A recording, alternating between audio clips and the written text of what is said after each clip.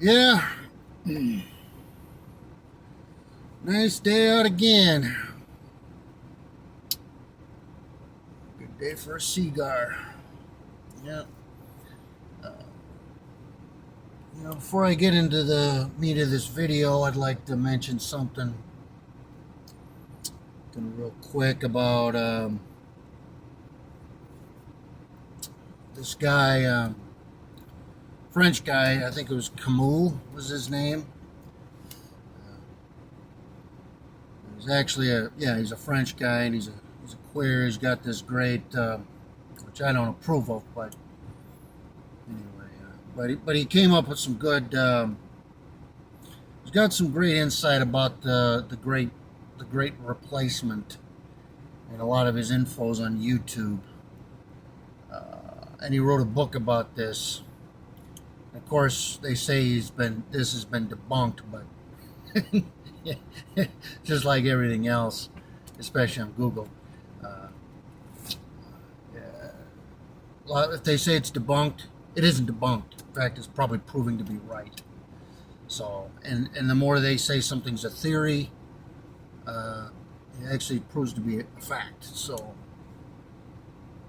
anyway, that being said, something I kind of wanted to touch on today, um, uh, uh, and again, this is kind of why I say I like to use the term ethno race rather than just race or just ethnicity, is because when you look around the world, well, if you go to, per se, Denmark or Switzerland or places like that, European is pretty racially clear cut. I mean, a native Norwegian or Dane or Swiss person is pretty easy to tell, you know, by the way they look, by their language, and by their cultural observances.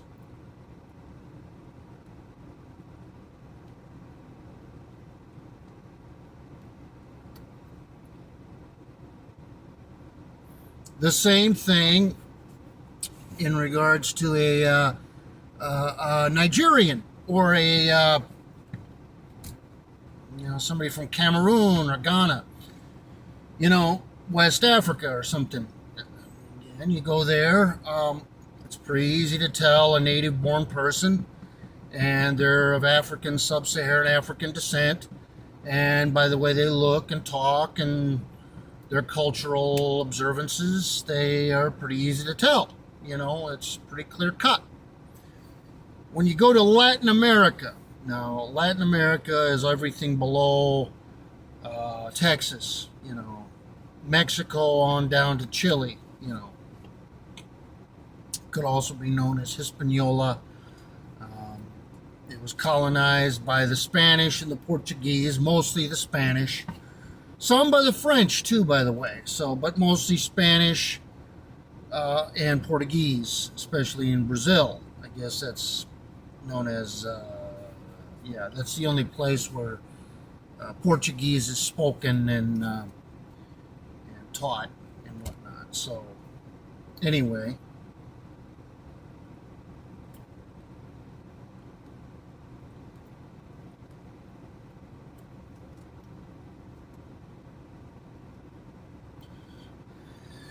anyway, yeah.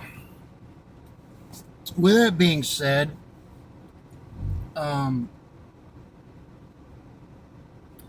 yeah, I'd say, and I work at where I work at the school. There's a large percentage, and I live in a smaller town, or I work in a smaller town. That's kind of a suburb of the big cities, and it's become increasingly multi-ethnic, as it were, and well, you kind of know how I feel about that, especially in a European built society, how I feel about that. So, anyway, with that being said, I'm pretty aware of the demographics of Latin America, Hispaniola, Hispanic America, Hispanic peoples. So, you know, let's just say this. I know, like, in countries like Guatemala and Mexico, even, there's a large percentage of people there that are of Aztec and Mayan ancestry, um, predominantly Aztec and Mayan. So they'd be American Indian of the group, ethnic group of American Indians, and they look it. When you go to areas like Costa Rica and even Cuba, there's a lot of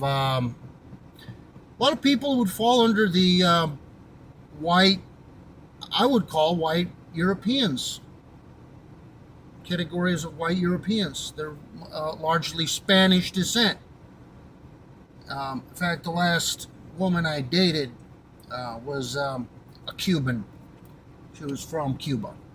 She'd only been here a short time, and I saw her as a fellow white, kind of fellow European. You know, she's Spanish descent, and I've been taken myself. Can I look? I do think I look quite a bit like a Spanish. When I have quite a bit of Portuguese ancestry, so Mediterranean, Mediterranean ancestry. So that would, and I do see them as fellow Europeans. A lot of them. And even where I go to school, there's some Cuban descendants, and they look quite a bit like me. They have a similar phenotype. I guess you'd say, kind of a light olive complexion and more aquiline features. Jawline, nose, things like that. And I like the Spanish language, by the way. I even think that Spanish, I think it should be, totally voluntary. If you like it and you want to learn it and you live in America, more power to you. Me me gusta en hablar español. I like to speak Spanish. I think that's how you say it, but correct me if I'm wrong. So anyway, but if you're here, it's obligation. You need to learn English too. English should be your main priority to learn that, and not the other way around. Not us learning Spanish, unless we want to, of course, and we want to kind of connect with you on some level. So, with that being said, there it is. Then you got, I think it's Panama, and I know the Caribbean islands, especially like Puerto Rico, some of Puerto Rico, Haiti, Guyana, and I think it's in South America, right at the tip. There's a lot of sub-Saharan Africans, people that fit that phenotype, large percentage of. In fact, from the transatlantic slave trade, the vast majority of slaves went to, I think, Central America, the Caribbean islands, Jamaica, and Brazil. So it would make sense that thered be still a large element of sub-Saharan peoples there. And I know there's Trinidad Tobago, and I think there's another country there, French Guiana, I believe. There's a large percentage of South Asian descendants, Hindustan Indian descendants, and Hindustan mixed with sub-Saharan Africans. So the demographics of of Latin America or Hispaniola are kind of sometimes very clear cut, but sometimes they're pretty hard, pretty complex, as they are increasingly in, well, here in the US of A, North America.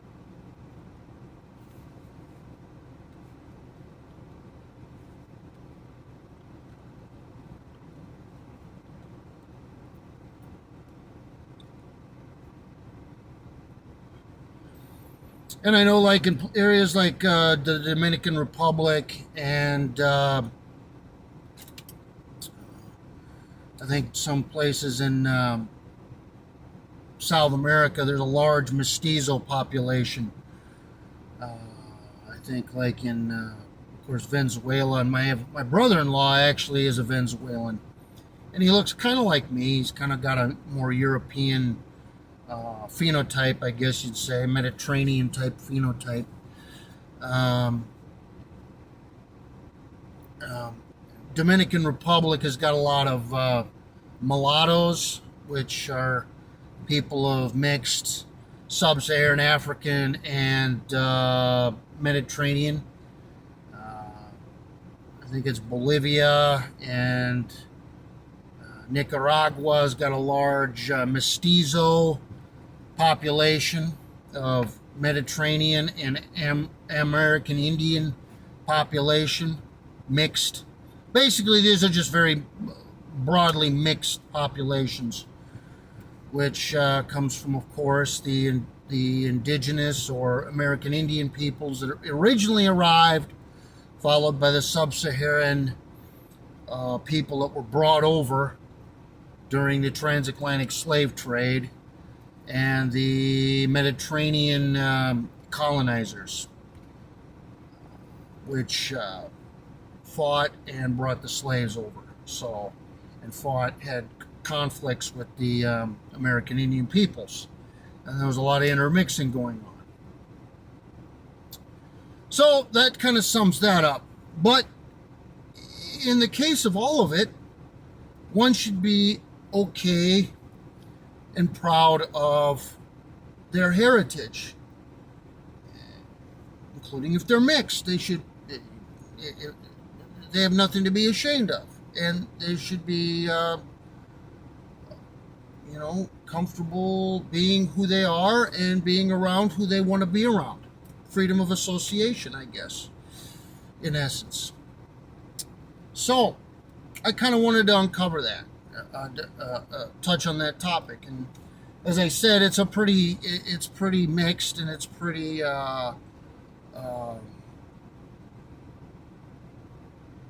it's not so easy to define. There's also a lot of Irish and German people that immigrated. Well, in the case of the Irish, they were actually brought as well, enslaved as well, and were brought forcibly to the South America region and Hispaniola, like in Brazil and Argentina.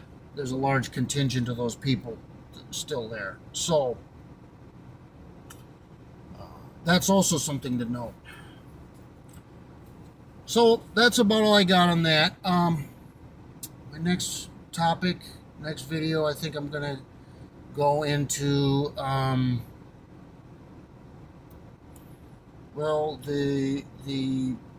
the massive harm of identity politics, and of course how the white male, the European male, has had to suffer the brunt of all of it. So again, stay tuned, and blessings on your day out there.